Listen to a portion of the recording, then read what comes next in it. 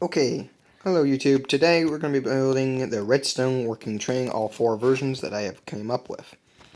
Now, I've already shown you how to build one of them, but we're going to show you how to build all of them, by way of just me.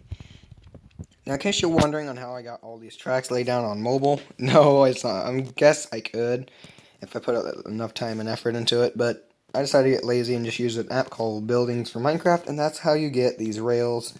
And you can get more than just rails. You can get boats, trains, buildings. You can even get Star Trek, Star Wars ships, so basically a lot of stuff. Even in the RMS Titanic, Britannic, I think there's even an Olympic in there somewhere. So yeah, there's a lot of stuff in there. So check that out. It's free on Google Play Store, and I think it's free on iOS and Android and a couple other devices. But yeah, sadly, I don't think it's for Xbox, which really sucks, but you know, I guess not always perfect. But anyway, so first off, we're going to start with the first one. Now, first materials you're going to need for the first one are a block of slime, sticky piston, observer, redstone block, and a block of your choice for wheels, which I'm using a hopper. Now, we're going to go 2 up off this little slab, and then break the bottom, and build kind of like a up U. Oops. A U. Okay, and then we're going to put the dummy block here, break the middle, because we're going to put a sticky piston right here, and it has to be a sticky or this will not work. Then you basically build your frame, which should look, if I can stop messing it up, something like that. This is your frame. Okay, now we're going to break this middle block temporarily, so I can place down that. The observer goes on top of that piston, which is what allows it to operate. And then place that one block right there, and that basically allows you to now take a regular piston, put it there, and your block of choice, and put them on the front block and the back block, like this. It will not work if you put it on the entire bottom because it just won't go. My guess is too much weight. So there you go. There's the first train complete. So now I'm going to go ahead and build the second one, which again is the same basic design, and the ways that you build it is pretty much the exact same way. I guess I probably should have just built them already. So basically, same thing here with building the train. My brother was actually requesting this video, so that's the main reason I'm doing this. I guess he's wanting to know how to build a redstone train. And I figured the best way I could help him, instead of doing it for him, would be to do it this way. Now, this is the one I showed you how to build, which you'll need a barrel instead of a sticky block right there. Oh, darn. So, yeah. Okay, so there's your basic design again, only this time you're going to take a barrel and place it in the middle block. And that allows you to haul cargo and stuff around your track. Now, the block of redstone, you may be wondering, okay, why haven't you put that down? For those of you who didn't watch that video, well, it's simple. The redstone block is what activates the train. That's how the train starts moving. Of course, I'm not going to move them right now, but here in the video I will show you how I make the trains move, which is actually kind of cool.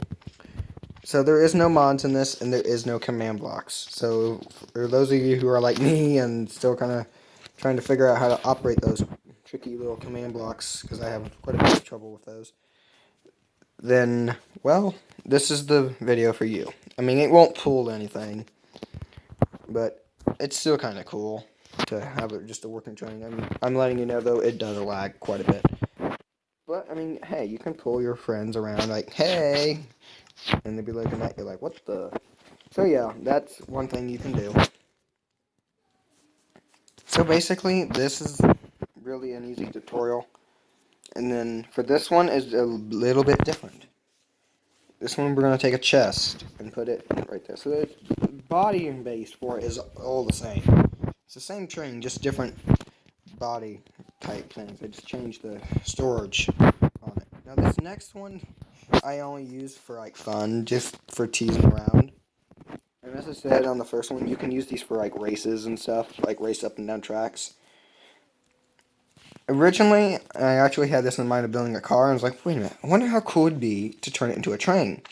And, well, as you can see, it works really well as a train. I mean, it doesn't look a lot like an engine, but, I mean, what works is what works. So, yeah. It's going to go nighttime on me.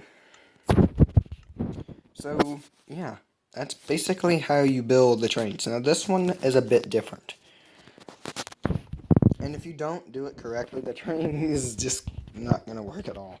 I've seen what happens when you mess it up, and it's actually kind of funny looking when it does it, because it just, like, the front will go, but the back will just sit there like, am I supposed to go anywhere? Or, yeah, it just sits there.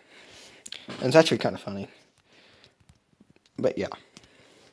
So this is basically all you do. You don't put anything on the back. It's just a flatbed train. Now, this one can be tricky to stay on.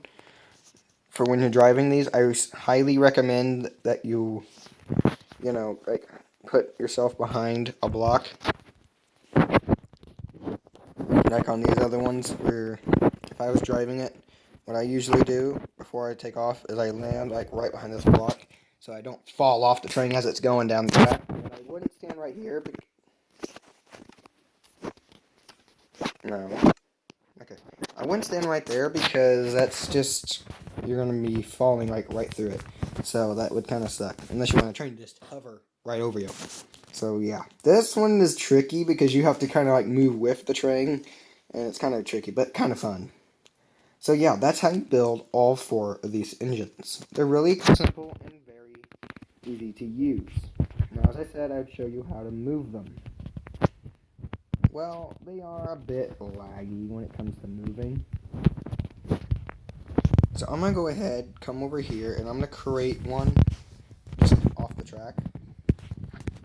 And I'll show you what I mean by how to get them moving. Of course, if you're building on my track, it doesn't matter. For these, it has to be tracks at least this size. It doesn't matter if you use ad rails or block of iron or whatever you use for rails. It does not matter, to be honest with you guys. It really doesn't. So whatever you guys want to use, you can use it. It doesn't matter. Heck, if you wanted to just hover, be like a little hover car off Back to the Future, then there you go.